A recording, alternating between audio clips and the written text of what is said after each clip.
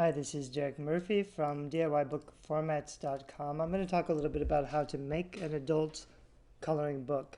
I'm getting into this kind of myself because I'm publishing a lot of things, and adult coloring books are kind of the most popular thing on Amazon right now. If you look at the top 100 bestsellers, about half of them are adult coloring books. The difference between an adult coloring book and a regular coloring book is usually just adult ones focus on healing, stress relief benefits, and some of them are a little risque, maybe with swear words or a funny concept. This one is Calm the Fuck Down, that's selling crazy right now. So I want to do kind of more stuff like that. The classic, of course, is Secret Garden, which is just a lot of really nice little doodles. Some of these, I mean, they're hit and miss. A lot of these, even if they're not very interesting, they could still sell really well. Owls or cats are common. This is one I haven't seen before. Sit the fuck down in color. That's kind of the thing I want to try to make because they're so popular right now, and I think I could sell a lot of copies. So I'm going to walk you through kind of my process for actually making these and how you can make them and how you can find the artists you need to, and then how to format them so you can actually put them up for sale. I've gathered a few things. This is kind of the stuff that I'm working on. So first you have to figure out what size you're going to print your book. You'll see these are all a range of sizes. A square one's going to be 8.5 by 8.5. If you're doing it that way, 8.5 inches is about 2,700 pixels. Wait, I think I got that wrong. No, I think it's 1,600 pixels. So 1,600 pixels wide. So any art that you have inside the book needs to be 1,600 pixels wide. And for example, some of these covers that I have aren't quite that big. This one's like 1,200. So I'm going to have to make these a little bit bigger. This one's 23, so that's plenty big enough for the cover and also the interior. They're going to be the same sizes. But there's something you need to know going in because you're going to need the art the right size, whether you're doing it yourself and scanning it or hiring someone else to do it. I'm going to grab this cover because I want to look at it more later and reverse engineer it. Basically, you can click on any of these and kind of see. A lot of times in the reviews, other people who have bought the book will post pictures of what it looks like inside. This one looks like it just has, so it has words with some illustration. And I was looking for interior pictures, but nobody's posting them yet. Oh, there's some. So it has words and some images. This is something you could draw yourself if you're an artist, but it's also something you can hire out. And interestingly, I'm looking for illustrations that are from out-of-print books that are copyright free that I can use in thematically set adult coloring books. That's kind of what I'm going to be doing because it's faster. It'll let me publish a lot faster. But this is really good art that they got. They either did themselves or you can log into Fiverr.com. You can find artists. There's a lot of artists on Fiverr. I've hired a few and I've been talking with some of them and they're good. For example, here's one of the artists on Fiverr that I'm working with and she has awesome work. The trouble is, unless you're telling them exactly what to do, it's hard for them to come up with specific new images that are as good if you want to do a whole theme. Because really with your coloring book, you want a really clever title and you want a theme. So for mine, I have cats being assholes.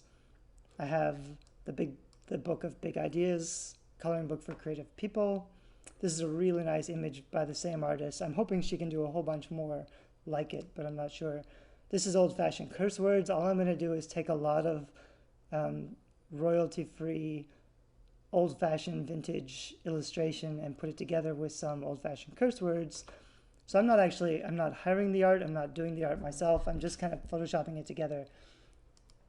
And this is a adult coloring book of absolutely ridiculous hipster beards and hairstyles. So these are just some ideas. Because you're going to have a good idea before you really start. If it's just like another coloring book about cats, it might not be very successful. You really need something that sets yourself apart. Then you need a cover. A cover is just going to be the same size as your book. So back to these adult coloring books, some of them are square, which I said is 8.5 by 8.5. Some of them are bigger. It could even just be A4, which is 8.5 by 11. That's probably what this one is. So all your images are going to need to be the same size. But then all that you're doing is getting all your images together and putting them into a PDF that you can upload to CreateSpace or Amazon, which is what I recommend. You could use Lightning Source or Lulu or something else like that, but I think CreateSpace has the best prices, and there's a marketing advantage for going directly with Amazon and CreateSpace. So that's what I'm going to do personally. I'm not going to try to put it everywhere. I'm just going to try to be a #1 bestseller on Amazon, because a lot of these books, if you look at their rank, and it's kind of crazy, but this one's Calm the Fuck Down. Before it was like ranked 6. It's ranked number 11 in books out of all of Amazon. That means they're selling thousands of copies a day, which is kind of insane. So I'm hoping I can publish 5 adult coloring books and get in the top 100 and sell about 1,000 copies a day, or a few thousand copies a day, which could be, 50 grand a month, which would be incredible. So that's kind of my goal for publishing. And if you're going to publish an adult coloring book, you might as well think big and see what's popular and how can I make something better that's going to sell. So the process of just putting this together, you're going to need your cover. A lot of times the cover will be half colored. So that's probably what I'll do too with these, is I'll color them a little bit so they have some color. But then the inside is just going to be the plain images. So you want high quality graphics, but then all you're doing is uploading them into, you can use a Word file. You could just hire someone to put all those graphics together in a PDF. I just put them in Word. And to do that, I would just take this image. I could drag and drop. Actually, you're supposed to use insert and add picture to put the images in, because the resolution should be a tiny bit better, but I've not really found a huge difference. So I'll usually just, let's see, I'm looking for that picture I just added. This is another template that I have at DIYbookcovers.com, so it's kind of a mess right now. Let's try that again.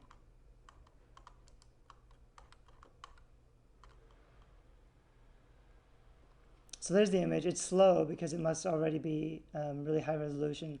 And what you're going to want to do is put this full screen. So you'd go to wrap text and through, so you can move it anywhere. And then you just make it as big as you want and put it where you want it. So it's a full screen, a full page image. This one doesn't quite fill the whole page. This is actually a 6:9, so I would have to change it to 8.5 by 11, then it'd probably fit okay. Or I could set it for square, because I have some other images that go the other direction. So I'll probably have to make this book square and crop a little bit of it out, which isn't great, but you're going to have to make some choices unless all the art that you make is exactly the same shape and size. So this, I mean, I could add some type down here if I wanted to add like a label. I would probably make it a little more interesting by adding, because this is a book about creativity, I might add creativity quotes or something to kind of ponder or think about while they're filling in all this color. I might actually add another background layer on the edges so that they could color in a little bit more, but it's not necessary. This is a really nice image. If I can get a whole book of images like this, I'll be very happy. But that's all I'm going to do. When I save this as a PDF, I want to make sure it's print quality, and then when I upload it to CreateSpace, I'll have to set the trim size and the bleed, because normally when you set up a project in CreateSpace, they require that you have the bleed before the end of the page. And you're going to have to change the settings so that the bleed is after the edge of the page, so that you can set up your document so that the images go to the border, to the edges, and it'll just be cropped off. That's a setting that you just do in CreateSpace. Otherwise, you don't really need very much. All you're doing is you might want to, if you have text also, you'll probably want to add page breaks between each page. You're probably not going to need a header or page numbers or footers or anything like that. So it's actually pretty simple. You're just going through page by page and adding the images, then adding whatever text or closing. At the end of your book, you always want to do something like, hey, thanks for buying this book. Here's a link to my other books on Amazon. Here's a link to my website. You might want to add something like, sign up to get free bonuses on my email list. That's just kind of marketing stuff that you want to put in your books. But otherwise, the other thing I would do if I'm going to, well, I am, because I'm publishing these as adult coloring books, I'll take a lot of these images and I'll put them up as free samples. So I might take this image and write something on it like my website, my name, the name of the book, and just upload it for free so that people searching for free adult book coloring templates can download and see some of my awesome artwork, and they can print it out themselves at home, they can color it themselves, and then that's how I'll have them find out about my books. It's kind of easy free marketing. If you can do some really great free adult coloring book pages and put them up on Instagram or Twitter or Facebook, especially in like adult coloring book groups, because there's a lot of them. If it's good, people share them and people talk about them, especially if you're offering free content, and then you just link back to your book on Amazon and have them buy. There's a lot more stuff on DIYbookformats.com if you want to learn more about formatting books for print or ebook. And if you want to learn about book marketing, you should check out my main blog, which is creativity.com. Thanks a lot. Bye-bye.